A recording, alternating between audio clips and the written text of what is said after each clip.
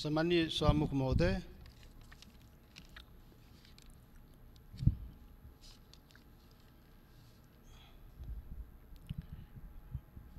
Corona महामारी विश्वव्यापी रूपमा फैलिएको अवस्थामा हाम्रो देश पनि त्यो संक्रमण त्यो महामारीबाट अछुतो छैन। यो परिस्थितिमा आज को बैठक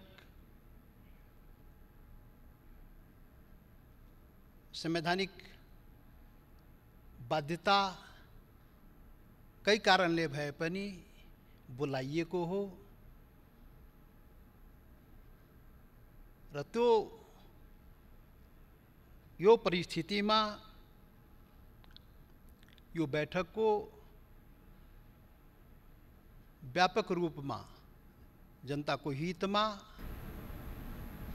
महामारीको विरुद्धमा जुन हामीले काम गर्नुपर्ने हो यसको सदुपयोग हामी गर्छौं। त्यसैले सरकारलाई आफ्नो बजेट अधिवेशनको लागि बोलाइएको भए पनि जनतालाई परिरहेको कष्ट पीडा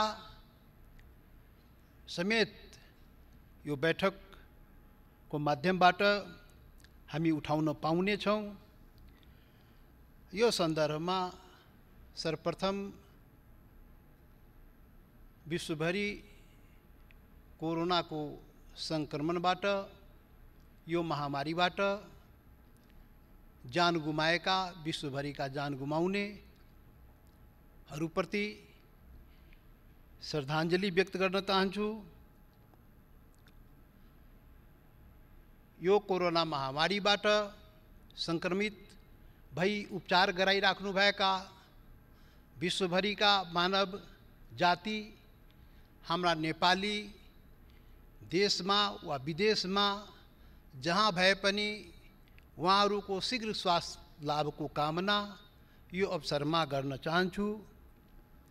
साथै यो कोरोना महामारी यो लडाईँमा अग्रपंक्तिमा संघर्ष गरिरहेका हाम्रा चिकित्सकहरू, नर्सहरू, स्वास्थ्यकर्मीहरू, सुरक्षाकर्मीहरू, एम्बुलेन्समा काम गर्ने लगायत प्रत्यक्ष रूपले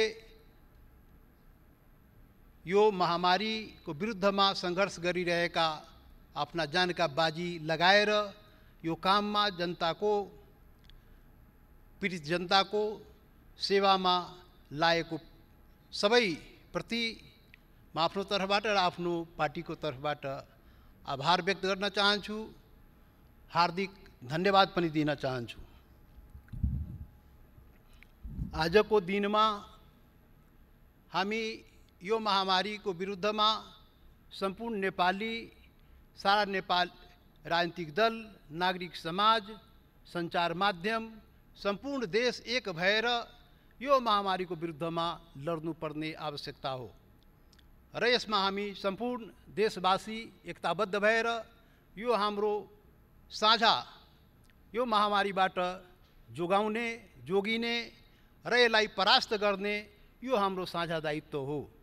त्यसैले हामी सबै नेपाली, सबै तबका, सबै हामी मिलेर एकताबद्ध भएर यसको विरुद्धमा हामी काम गरिरहेछौं।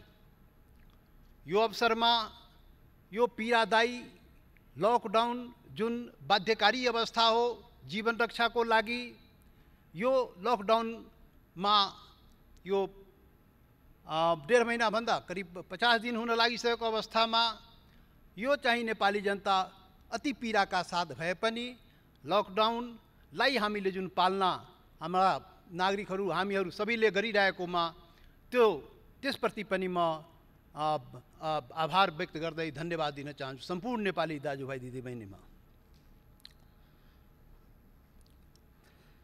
आज अब यो बैठकमा यो पुरै दुःखद अवस्था, पुरा विश्व नै दुःखद अवस्थामा रहेको, हाम्रो नेपाल पनि, हामी नेपाली पनि यो महामारी संक्रमणबाट यो चाहिँ पीडामै रहेको अवस्थामा यो संसद बैठक आज प्रारम्भ भएको छ। म सभामुख महोदय, म सम्झिन चाहन्छु, प्रथम बैठक, आज छौथो बैठक भइरहेछ। प्रथम बैठक हुँदाखेरि हामी कति खुसी थियौँ। हामी सम्पूर्ण नेपाली जनता धेरै खुसी थियौँ प्रथम बैठक सुरु हुँदाखेरि। हामीहरू अब यो जनताले यति शक्तिशाली सरकार बनाएको छ, 2/3 झन्डै 2/3 को सरकार बनाएको छ। अब त हामी नेपालीको खुसियाली होला, अब त सुशासन पाइएला, अब त नेपालको समृद्धि होला, अब त संविधानले पनि पूर्णता पाउला, अब पहिचानवादीले पनि अधिकार पाउला। हिमाल पहाड तराई मधेसका जनताले जुन आफ्नो हक र पहिचानको लागि सङ्घर्ष गरिरहेको छ, अब यो शक्तिशाली सरकार बनेको छ, अब त पक्का पाउला। त्यसैले हामीले सहयोग समर्थन पनि गरेकै हो। सभामुख महोदय, आज छैठौँ बैठक हुँदाखेरि यो महामारीबाट सारा दुनिया र नेपाल र नेपाली समेत पीडित हुँदाखेरि आज प्रश्न उठेको छ। आज प्रश्न उठाउन मन लागेको छ सभामुख महोदय, नेपाली जनताले के पाए? आज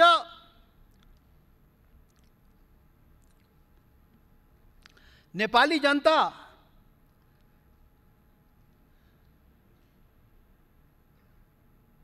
यो शक्तिशाली सरकारबाट के पाए? यो एउटा मात्रै यो प्रश्न उठाउन मन लागेको छ।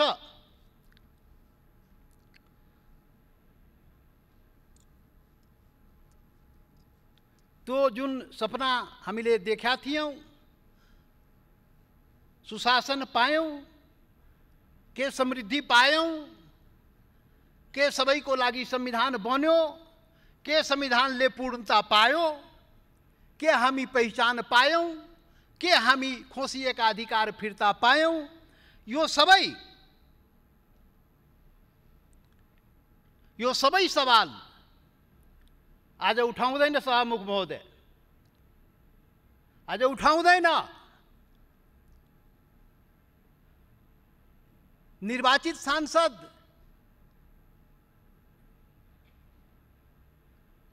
लाई किन रिहाई भएन? उठाउँदैन। रेशम चौधरी किन रिहाई भएन? उठाउँदैन।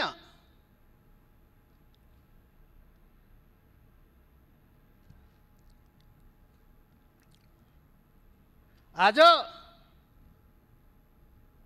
केही कुरा उठाउँदैन। आज एउटा मात्रै कुरा उठाउन मन लागेको छ।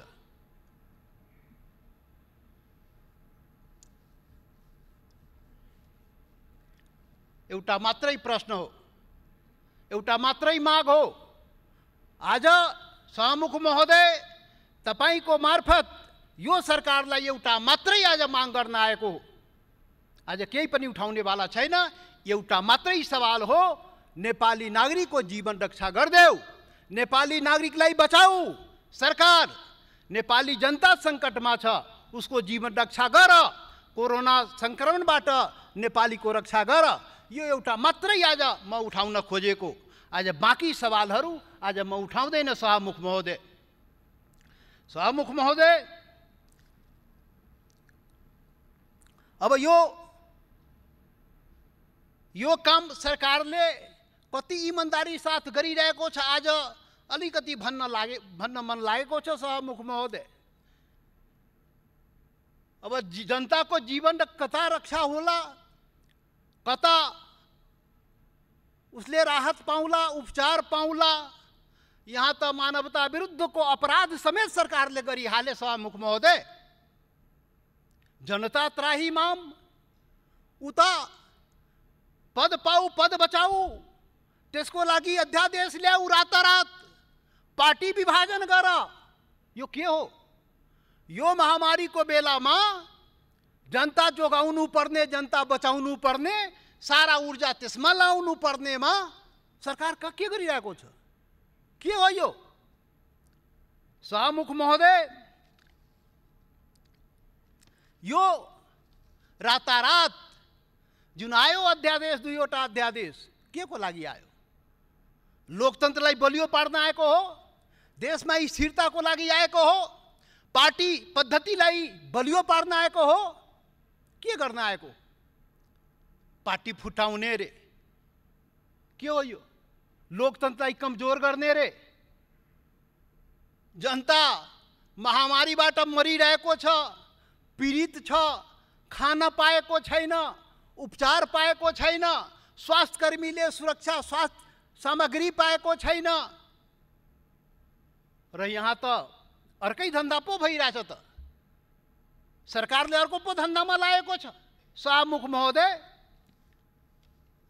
अनि पार्टी फोड्ने, सांसद चोर्ने, यही हो यो धन्दामा? जनताको चाहिँ पीडा कम हुन्छ? अपहरण गर्ने, सांसद अपहरण गर्ने, गराउने, के हो यो? अनि अपहरणकारी के हो यो कारवाही गरिदेऊ भनेर जाँदाखेरि निवेदन नलिने, सूचना नलिने, जाहेरी नलिने, जहाँ जानु छ त्यहाँ जाने भने सुरक्षा निकायबाट जवाब पाउने। अनि यो हुकुमी शासन कानुनमा त थियो लिने, तर लिएन, हुकुम आएको होला नि कतैबाट। यो के हो यो? यही धन्दा यो बेलामा गर्ने सरकारहरूको काम पाएन, यही धन्दा गर्ने हो। यो धन्दामा सरकार चाहिँ लाग्यो सभामुख महोदय, कुर्सी जोगाऊ, कुर्सी पाऊ, यही धन्दामा लाग्यो। कुर्सी जोगाउने, कसरी कुर्सी पाउने? जनतासँग सरोकार नराख्ने, जनताको जीवनसँग सरोकार नराख्ने सरकार के को लागि हुन्छ? यस्तै बेला मौकामा, यस्तै सङ्कट परेको बेलामा जनताले चाहिँ सरकारबाट रक्षा सुरक्षा खोजेको हुन्छ, राहत खोजेको हुन्छ। अनि त्यो सङ्कटको बेला पनि सरकार चाहिँ काम नलागेपछि अनि के मतलब? काम नकाजको 2/3 शक्तिशाली सरकार जनतालाई पीडा पुर्याउनलाई जनताले भोट दिएको हो। जनतालाई पीडा पुर्याउन जनताले भोट दिएको होइन। यो कुरा किन बुझिरहेको छैन सरकार? त्यसैले सभामुख महोदय,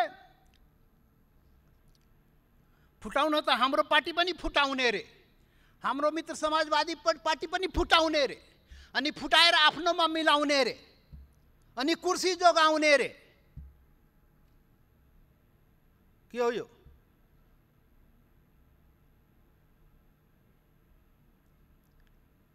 सरप्राइज, रातारात सरप्राइज, ओभरनाइट पार्टीलाई पनि थाहा नभएको रे। अनि अध्यादेश आइदियो, सरप्राइज। हामी त के सोचेको थियौँ भने अब जनताको लागि ठुलो प्याकेज आउँदैछ यो कोरोना विरुद्धमा लड्नलाई, जनताको हितको लागि ठुलो सरप्राइज चाहिँ आउँदैछ रे। यहाँ त पो खोदा पहाड निक्ला चुहिया, यहाँ त अर्कै पो सरप्राइज आएको रहेछ त। कुर्सी बचाउने, कुर्सी पाउने, अनि पार्टी तोड्ने, फोड्ने, चोर्ने, अपहरण गर्ने, यस्ता यस्ता काम त हामीले पनि यस्तो सरप्राइज नेपाली जनतालाई चाहिएको छैन। यस्तो सरप्राइज पीडा पुर्याउने सरप्राइज, काम नकाजको हामीले पनि सरप्राइज देखाइदिउँ ल। फोर त फोर न हामीलाई, हामी पनि रातारात एकता गरेर देखाइदिउँ ल। फोर, हामी पनि सरप्राइज गरेर देखाइदियौँ त, त्यही हो। त्यसैले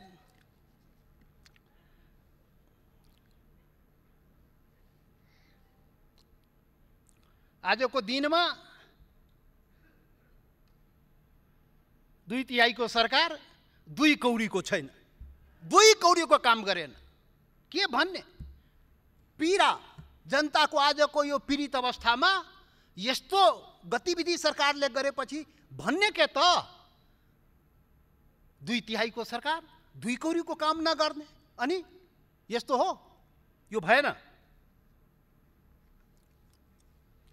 आज म पहिल्यै नै भने आज उठाउँदैन, आज संविधान संशोधन कुरा पनि उठाउँदैन, आज अधिकारको कुरा उठाउँदैन, के उठाउँदैन, आज तो भ्रष्टाचार कुरा पनि उठाउँदैन। औषधि किन्नेमा अहिले अवस्थामा के अरे महामारीको बेलामा पनि भ्रष्टाचार रे, त्यो पनि उठाउँदैन। निर्मला पन्तको बलात्कारीले ल्याउ त्यो पनि उठाउँदैन। व्हाइट बडीमा के गर्यो त्यो पनि उठाउनेवाला छैन। आज सुन काण्डमा के भयो त्यो पनि उठाउँदैन। आज ल घर घरमा ग्यासको नल्ली पुग्यो, पाइपलाइन पुग्यो त्यो पनि उठाउँदैन, उठाउँदैन, केही पनि नउठाउने, केही पनि माग्दैन। क्षमता नभएको, एजेन्डा नभएको सरकारसँग के माग्ने, केही नमाग्ने। दिन पनि के सक्छ, गुन्डा लगाएर अपहरण गर्छ, अनि विपक्षीलाई तह लगाउने रे, कुन बेला कसलाई मुद्दा लगाएर भित्र हाल्दिन्छ ठेकानै छैन। फेरि यस्तो छ। त्यसैले यो सरकारले कुर्सीको लडाइँ गर्न जान छ है, यो त्यसमा चाहिँ सिपालु। कुर्सी चाहिँ पाउने, कुर्सी जोगाउने, त्यसमा चाहिँ बडा सिपालु छ। त्यो त बडा रातोरात गर्दो रहेछ त। यस्तो यस्तो काम चाहिँ अब यो सरकारलाई हामीले विपक्षीले लोकतन्त्र मान्ने हट भनेर हामीले भन्नै सक्दैन। त्यो त पार्टी जानुन्, उहाँको पार्टी जानुन्, हामीलाई सरकारको हामीले गर्न सक्ने काम होइन त्यो। तर हामी चाहिँ यो रोस्टमको प्रयोग त गर्न सक्छौँ। लकडाउन भएकोले सडकमा त बोल्न पाइएन, तर यहाँ त बोल्न पाइन्छ नि त। के गर्यो सरकारले भन्न सक्ने अवस्था हो। त्यसैले आज एउटा मात्रै कुरा उठाउने, केही पनि न कुरा उठाउने, एउटा मात्रै कुरा उठाउने, त फेरि म सरकार सभामुख महोदय, सरकारको कानमा पुगोस्, जनता जोगाइदेऊ, जनता बचाइदेऊ, यो महामारीबाट जनतालाई राहत देऊ। त्यो गरिब निमुखा जो रोजगारी गरेपछि खान पाउने हो, त्यसले खान पायो कि पाएन, उसको बालबच्चा ध्यान गयो। आदेश फरमान जारी हुन्छ, त्यो काम भयो कि भएन। गाउँमा हिमाल पहाड तराई मधेसमा काम भयो भएन, भयो त अनुगमन, भयो सोधखोज, फुर्सदै छैन, कहाँ हुन्छ। त्यो सुरक्षाकर्मीले, त्यो देशभरिको के भन्छ यो स्वास्थ्यकर्मीले त्यो सामग्री पाएन, त्यो जाँच। अब हेर्नुहोस् न, अब यो के भन्छ भने यो सङ्क्रमणबाट अहिले हाम्रो के अरे सत्तापक्षका नेताजी यहाँ भन्नुभयो, सभामुख महोदय, अब यति मात्रै न हो, 100 कि कति रे 101 न हो सङ्क्रमित। अरे कतिको जाँच गर्यो, कतिको जति विदेशबाट आए त्यतिको पनि जाँच गर्यो सरकारले। 50औं दिन भइसक्यो, अनि छैन। यो त व्यापक रूपमा जाँच हुनुपर्ने होइन र? अनि व्यापक रूपमा जाँच भए पो पत्ता लाग्छ त कति हो होइन। एउटा परिवारबाट 17वटा निस्किन्छ, जाँचै नगर्ने। अनि कछुवाको गतिमा चाहिँ यो चाहिँ के अरे कोरोना टेस्ट चाहिँ गर्ने, अनि छैन भने पिठी थपथपाउने। यो भएन, यो गतिविधि, यो धन्दा ठिक भएन। व्यापक रूपमा परीक्षण हुनु पर्यो, अनि त्यसबाट पो थाहा हुन्छ त। हामी सांसद हिजो चाहिँ टेस्ट गरायौँ, छैन रे, के अरे कुनै सांसदमा निस्किएन रे। अब भोलिदेखि के भन्छ, जनताले क्षेत्रमा बोलाउँछ नि त, जानु पर्यो नि त। अनि जनताको तपाईँ जाँचै नगरिदिने, अनि त्यो सांसद त्यो गाउँमा क्षेत्रमा घुम्दाखेरि कोरोना बाँट्ने। किनभने हाम्रा कुन सङ्क्रमित त थाहै छैन भनेपछि यो जाँच नगरिकन त हुँदैन नि, जाँच त गर्नु पर्यो नि। त्यसैले सरकारले गर्नुपर्ने काम गरिरहेको छैन। अनि यो अवस्थामा सरकारसँग मेरो आग्रह हो, यो चाहिँ सरकारले गरिदिनु पर्यो।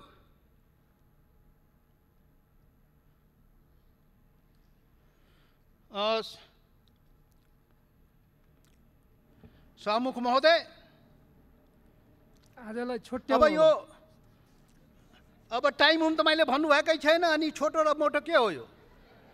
अब आफ्नो कुरा त राख्नै पाउनुपर्छ नि। अब 50 दिनपछि अब लकडाउनमा मुखमा पनि ताल लाएर बस्नुपर्ने थियो, बल्ल त बोल्न पाइएको छ। त्यसैले सभामुख महोदय, यो चाहिँ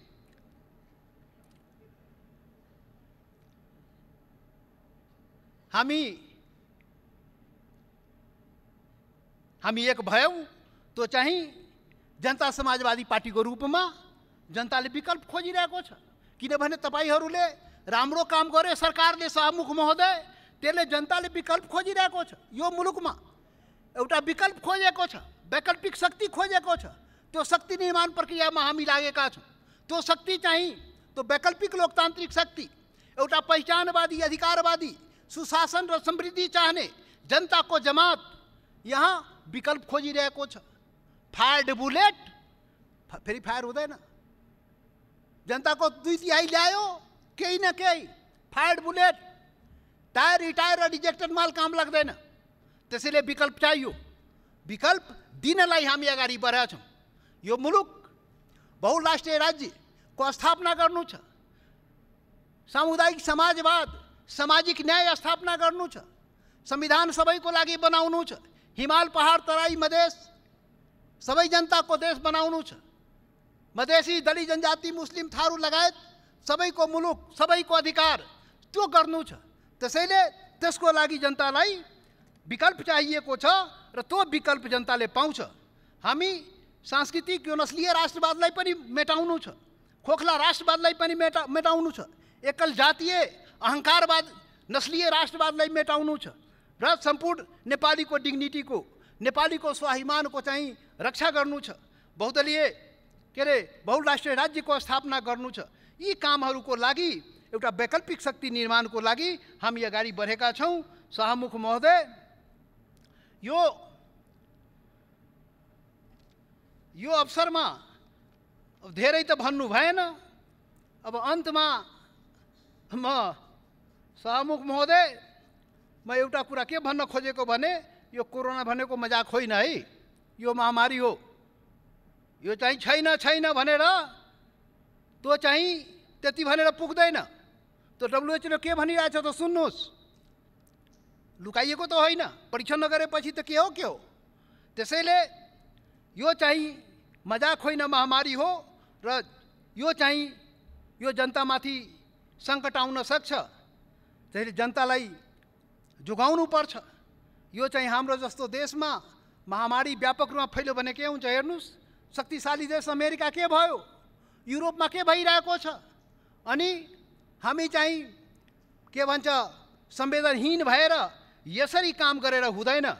शाहमुख महोदय, यो अवस्थामा मैले अघि नै भने मेरो एउटा मात्रै माग हो, यो महामारीबाट जनतालाई जोगाऊ। हाम्रा जनता विदेशमा छन्, रोजीरोटीको खोजीमा, कामको खोजीमा लाखौँ हाम्रा नेपाली बाहिर छ। यो सङ्कटमा उसको रोजगारी खोसिएको छ। अब ऊ रोजगारी खोसेपछि उसलाई कसरी बाँच्ने हो। ऊ चाहिँ आफ्नो देश फर्किन चाहन्छ। यो अवस्थामा सरकारले के गरिरहेको छ। सरकारले त्यो योजना बनाउनु परेन। आफ्नो मातृभूमि पनि आउन नपाउने, आफ्नो देश फर्किन नपाउने त्यो व्यवस्था कसले गर्छ। त्यसको लागि सरकार हो। त्यो सरकारले विलम्ब त्यो व्यवस्था मिलाउनु पर्छ। मिलाएर यहाँ कसरी राख्ने हो, कसरी क्वारेन्टाइन व्यवस्था गर्ने हो, कसरी के गर्ने हो त्यो गर्नुपर्छ। त्यो गरिब निमुखा म अघि पनि भने त्यो चाहिँ दैनिक जालदारीको राहत पुगेन, त्यो राहत कसरी हुन्छ लगायतका कामहरू यो सरकारले गर्नुपर्छ। सारा हिसाब किताब त्यहाँ के भन्छ यो ध्यान चाहिँ त्यहाँ जानुपर्छ। कहाँ जान्छ नेपाली जनता? कसलाई माग्ने? मोदीसँग माग्न जाने कि सिपिङसँग माग्न जाने कि त्यो चाहिँ के भन्छ ट्रम्पसँग माग्न जाने?